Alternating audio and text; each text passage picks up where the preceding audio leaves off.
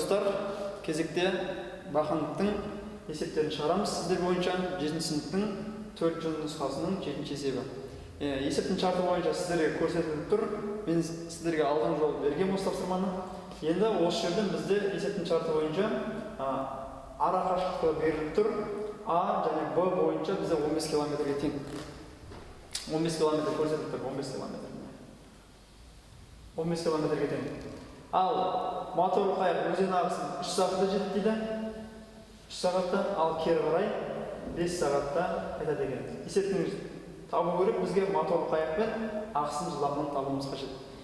Білесіздер, формула көрсетілген, бізде формуланы алдыңғы жолы қарастырғанбыз. Тура өзен ағысы бойынша жазамыз формуланы. А және Б бойынша. А, Б бойынша бізде С тең В моторлы қайық қосылған В ағыс бір жағдай бойынша және кері қарай қайтады. В ағыс В моторлы қайық азайтылған В ағыс екі жағдай бойынша. Көріп тұрғанымызда бізде формула берілген. Енді есептің шығару жолына тоқталайық. Алдын жолы мен сіздерге есептің шығару жолының бір есебін көрсеткем. Тура сол бойынша әдіске шығарамыз. Енді осы жерден В моторлы қайыққа аламыз.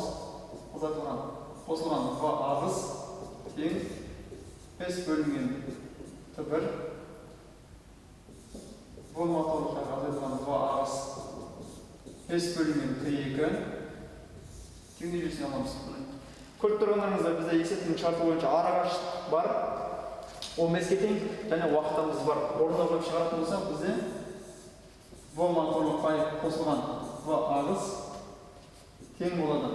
15-ні 3-ке бөлетін болсақ 5, В моторлы қайық азайтылған В ағыс тең 15-ні 5-ке бөлетін болсақ 3 шығады.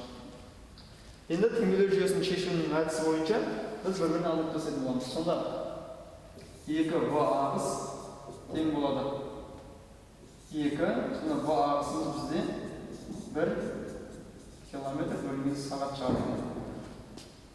В ағыс табылды, енді В моторлы қайық табылатын болсақ, В моторлы қайық тең болады 5 азайтылған В ағысқа.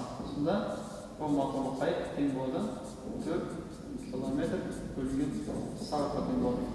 Көріп тұрғандарыңызда бізде ағысының жылдамдығы 1 километр сағатқа тең болды, ал моторлы қайықтың жылдамдығы 4 километр сағатқа тең болды.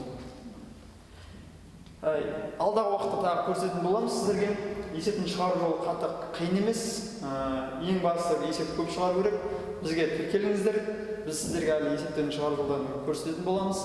Және лайк басуды ұмытпаңыздар.